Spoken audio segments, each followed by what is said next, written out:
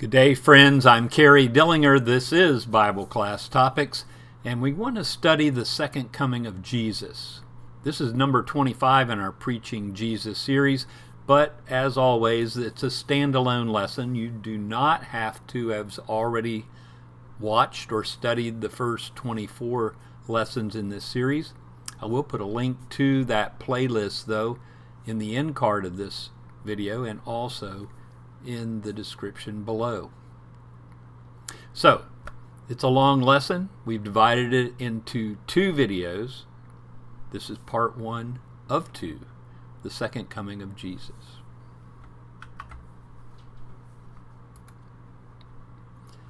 The Bible could be summed up into 3 sentences. Christ is coming, Christ is here, Christ is coming again. A great deal of error is taught about Christ's second coming. We need to understand what the Bible teaches concerning Christ's second coming and its purpose so that we might be prepared for it when it occurs. In part 1 of our study, we want to talk about the assurance of His coming and the time of His coming. And then in part 2, we'll conclude our study of the second coming by looking at the manner of His coming and the purpose of His coming.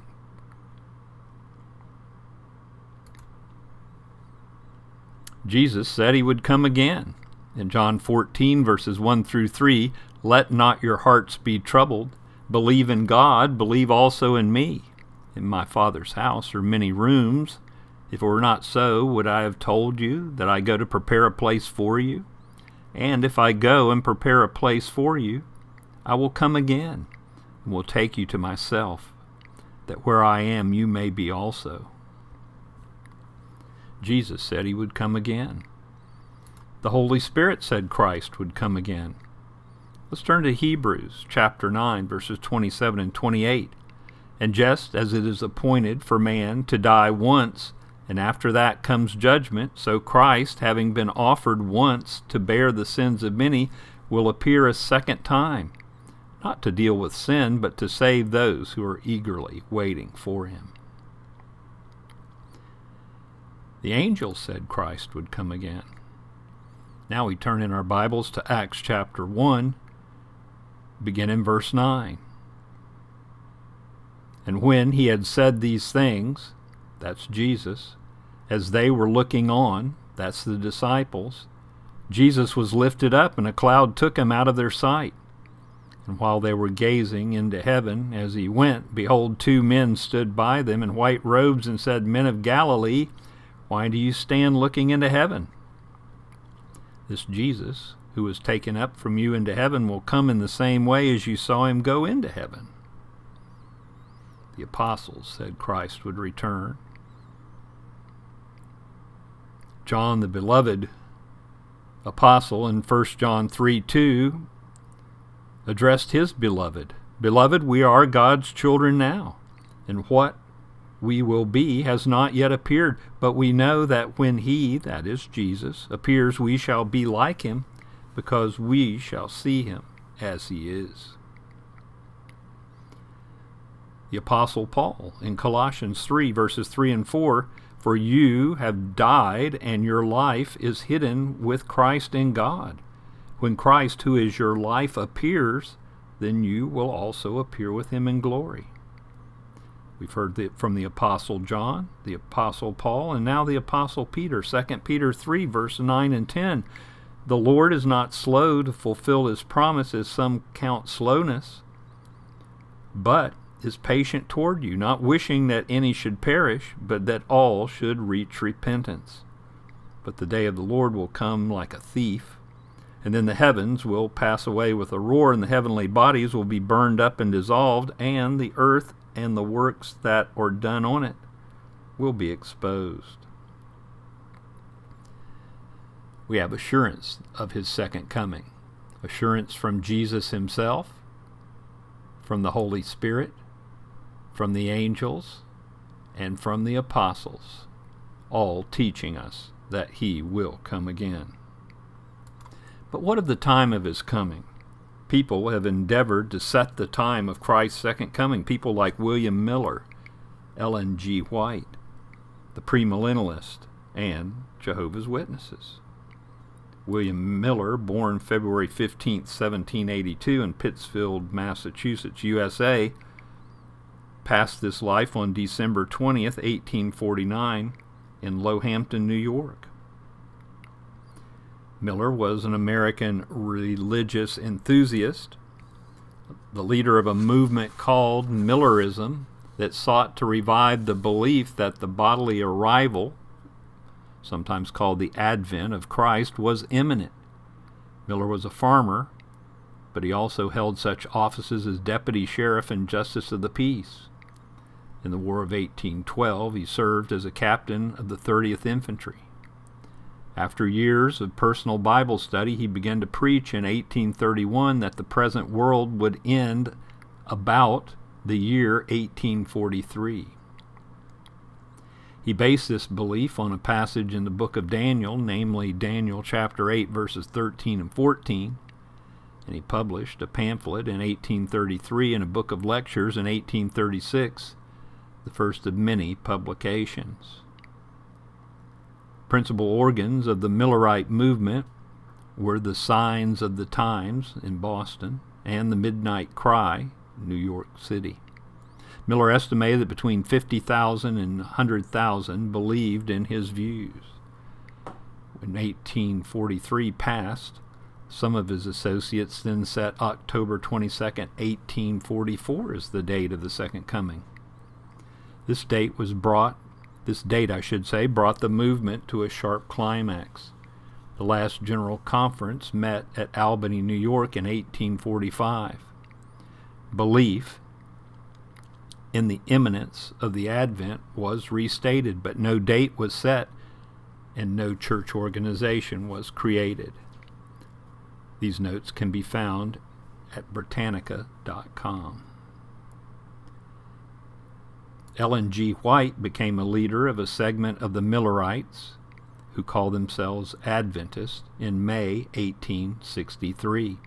Her many visions and writings influenced the formation of Seventh-day Adventism and greatly shaped its doctrine.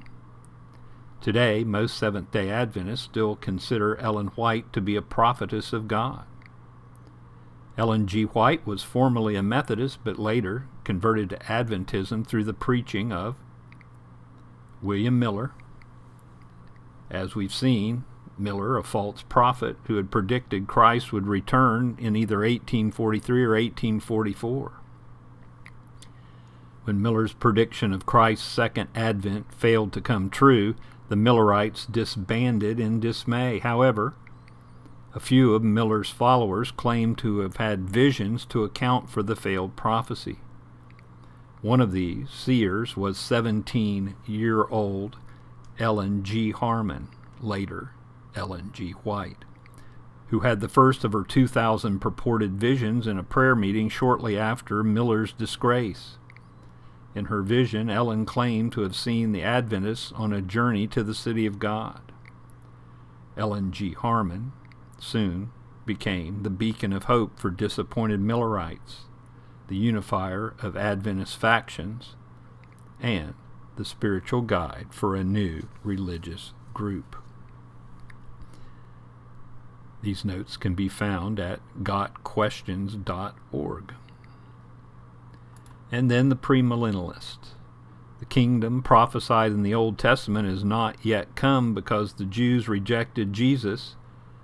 That kingdom was postponed. That's what these people teach. As a consequence of this, Jesus set aside the divine plan and gave us the church instead. In other words, they teach that church is plan B and not the true kingdom of God. Jesus now has the right to be king, but he's not a king. That's what they teach. He's a crown prince on his Father's throne. The king of Daniel 2:44 must be restored so the kingdom might be set up. The Jews will reoccupy Palestine and be converted. The temple is to be rebuilt. Jesus will then leave heaven. The saints will be resurrected, and along with those living will meet the Lord in the air. The wicked, however, will not be raised at this time. This is part of their teaching. Notice that we're quoting little or no Bible here.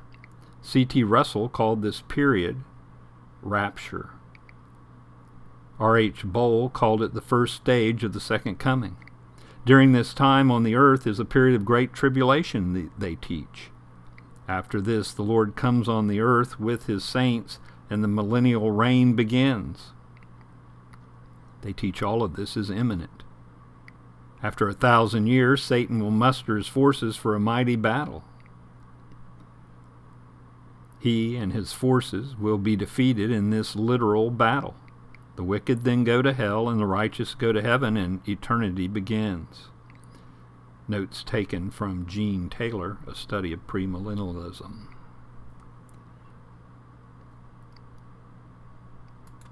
And the Jehovah's Witnesses. 1879. Christ came in the character of a bridegroom in 1874, and that was the beginning of the gospel harvest, according to the Watchtower, October 1879, Volume 4.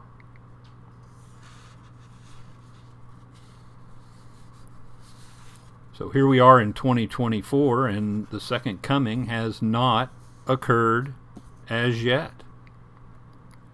We have to be careful when we read our Bibles. We were tempted to go to Matthew 24 and read verses 35 and 36 to show that no one knows the time of Christ's return. But perhaps turning to that verse is taking it out of the context, because many commentators believe that Matthew 24 is dealing with the destruction of Jerusalem and not the end of the world. I have more notes on Matthew 24 in our playlist on that gospel, and I will try to remember to link to the Matthew 24 study in the description below. The figures in Scripture used to describe the second coming of Christ, however, demonstrate that no one knows when this time may be. As we read in 2 Peter 3:10, it's going to be like a thief coming in the night.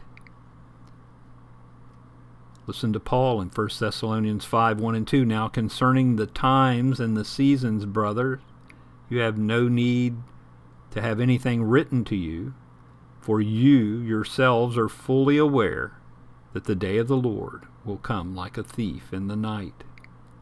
And we also read in 1 Thessalonians 5, now verse 3, there will be sudden destruction.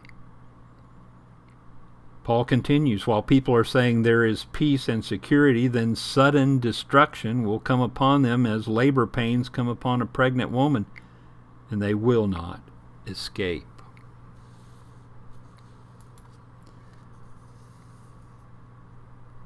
We'll bring our study to a close for now. This is the end of part 1. We look forward to bringing part 2 to YouTube in the next week, Lord willing. Outline for today provided by Taylor and Padfield over at www.padfield.com, and we took our photo for our opening screen and also this concluding screen of praying hands on a Bible. This photo is by Pixabay over at Pexels. Thank you for studying with me. I hope you can be with me again next week, Lord willing, when we will conclude our study of the second coming of Jesus Christ.